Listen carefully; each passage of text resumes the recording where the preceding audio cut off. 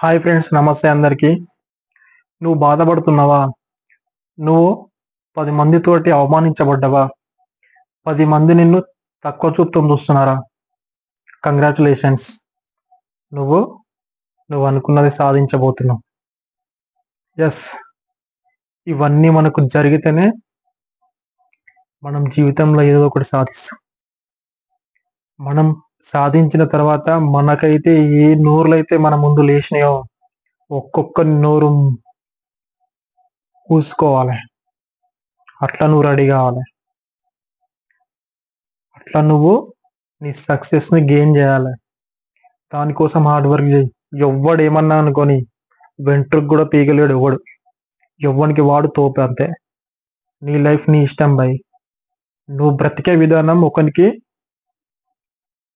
చెడు జరగకపోతే చాలు అంతే. నువ్వు బ్రతికే విధానం వల్ల ఒకనికి చెడు జరగకపోతే చాలు ఇంకంతే.